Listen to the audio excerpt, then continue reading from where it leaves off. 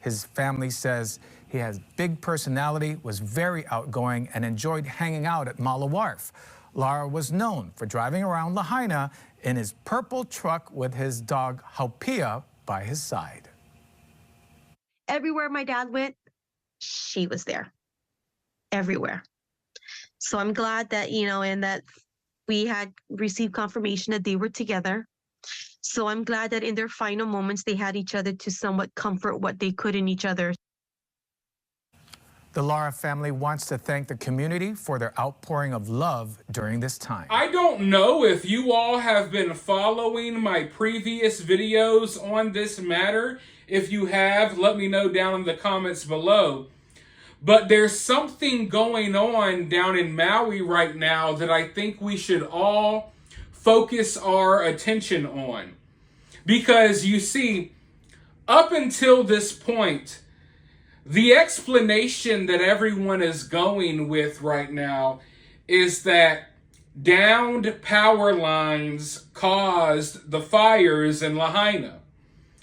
There's even pictures and videos online of downed power lines causing fires in the area. But here's what they don't want you to know. There was at least 5 or 6 fires in that area that day. We know that a couple of them, for a fact, were caused by the downed power lines. The power company even admits it.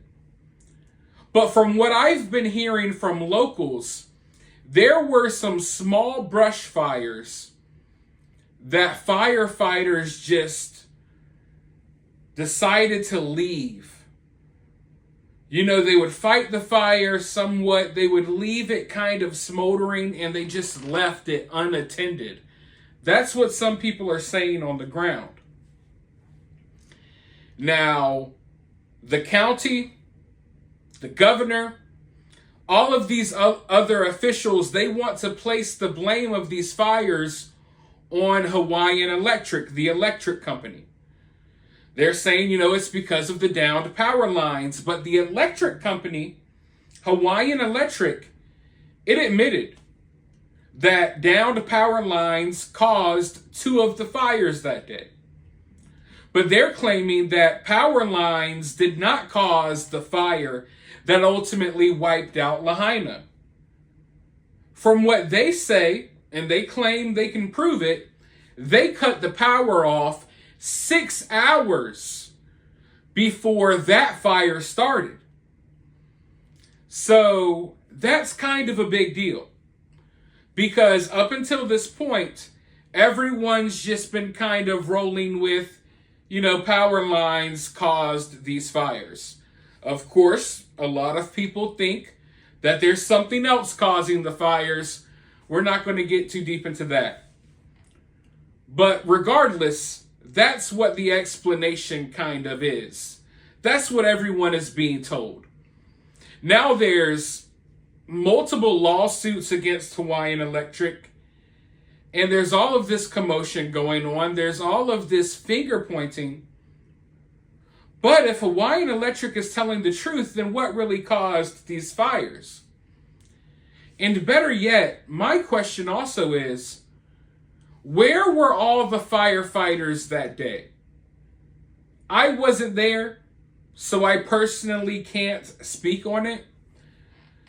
But from all of the clips I've seen, I have not seen a single firefighter. I have not seen a single fire truck. And I've watched hundreds of interviews with people who live in the area. I've personally spoke to people who live in the area, and everyone is telling me and everyone is saying that they never saw any firefighters, that they never saw fire trucks. They saw police officers, they saw police vehicles corralling people and blocking people from going certain directions, but they never saw the fire department that day.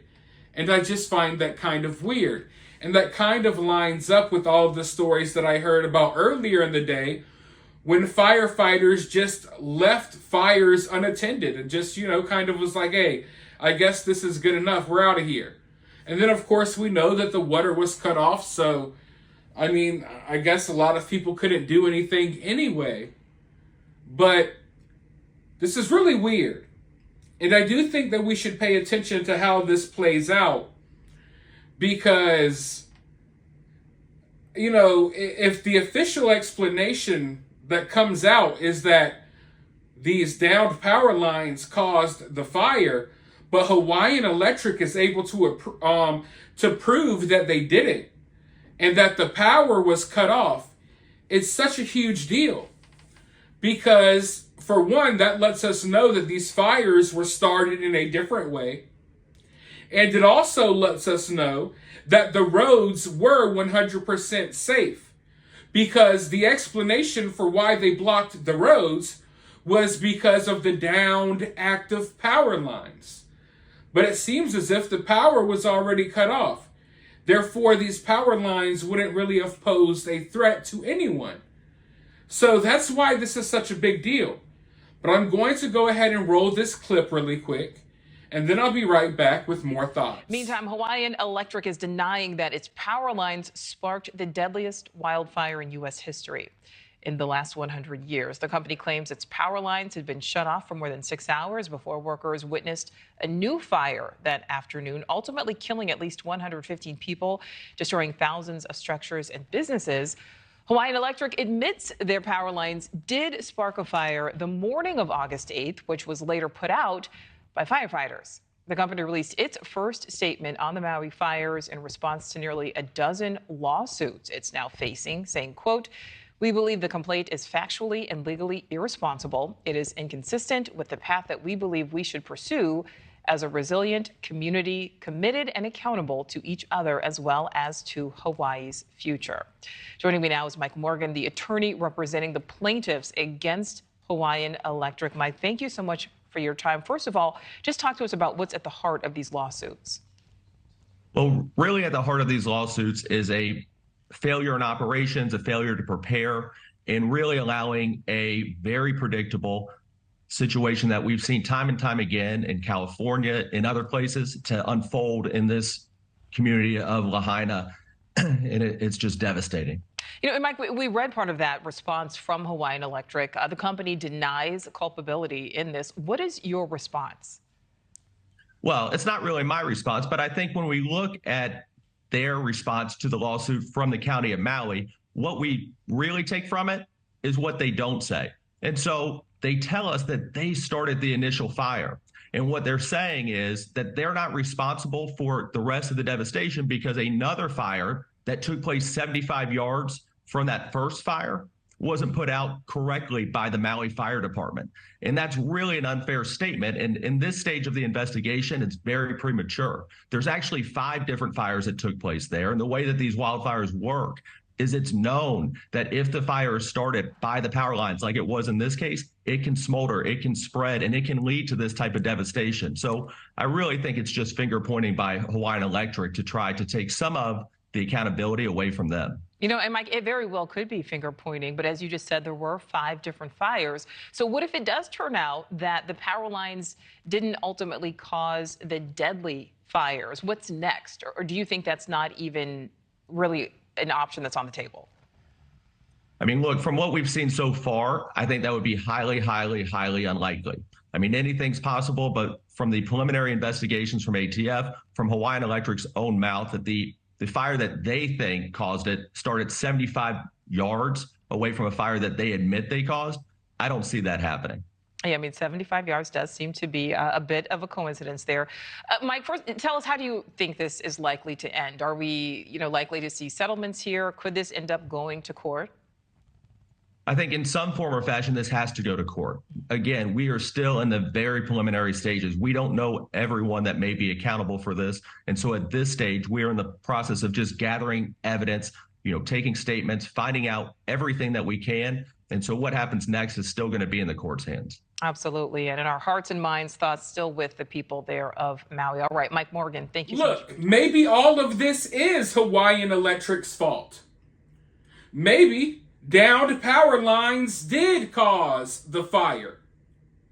I'm not here to defend Hawaiian Electric, but I am here to discuss the possibilities of what happened.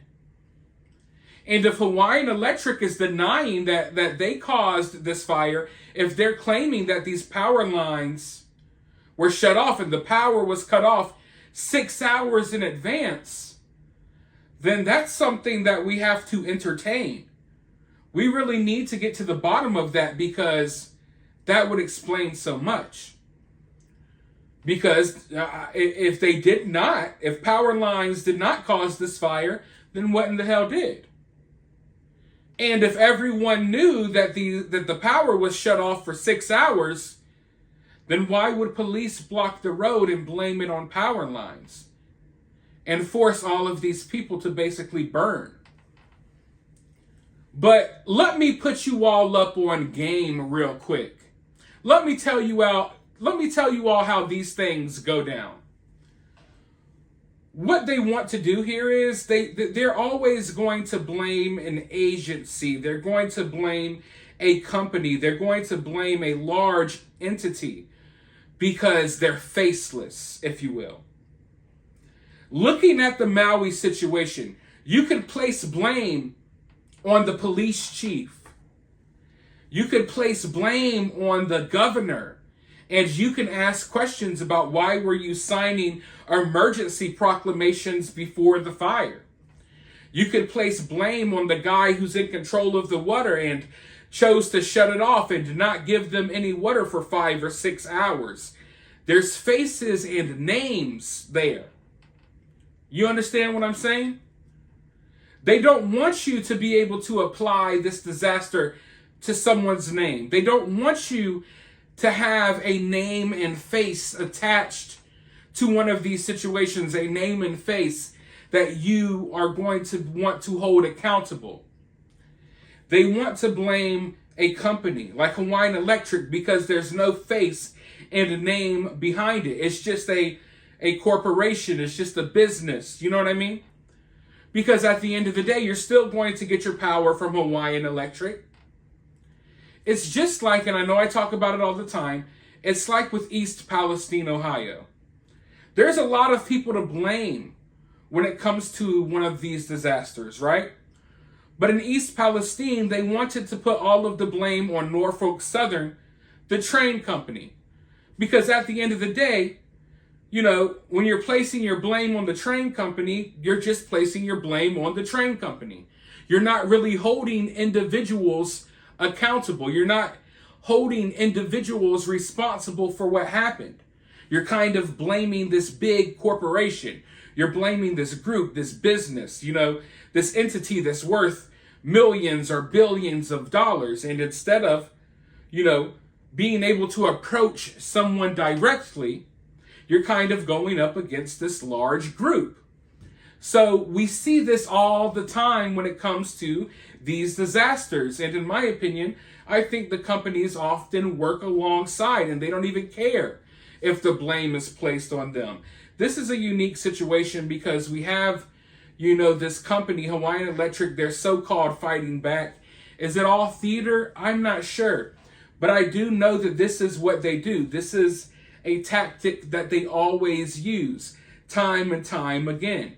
They don't want you to feel as if you can apply names and faces to what happened in your area. They want you going after these big corporations that are worth buku bucks, that are going to fight you in court, that you're never really going to be able to, you know, you're never really going to get any justice from one of these large companies or corporations. And at the end of the day, just like with East Palestine, Ohio, goods have to be moved and transferred around the country. Norfolk Southern's going to keep rolling. The trains are going to keep rolling. And down in Maui, down in Hawaii, people are still going to want to turn the lights on. So regardless if you're going to place the blame on Hawaiian Electric or not, all of those people are still going to be okay. They're not going to lose any sleep at night. I doubt anyone's going to lose their jobs. And people all around Hawaii are still using Hawaiian Electric. It's not going anywhere. So if you place all the blame on them, then nothing happens. And that's what they want. But if you go directly to the police chief, if you go directly to the guy who controls the water, if you go directly to the governor and the people, the mayor and the people who made these decisions, then you may get some real justice. Then you may get some real accountability. But for right now, they want to divert all the blame to these larger groups. It happens time and time again. But for now, let me know what you think down in the comments below. While you're down there, hit the thumbs up, hit that subscribe, ring that notification bell, and I'll talk to you all soon in the next video.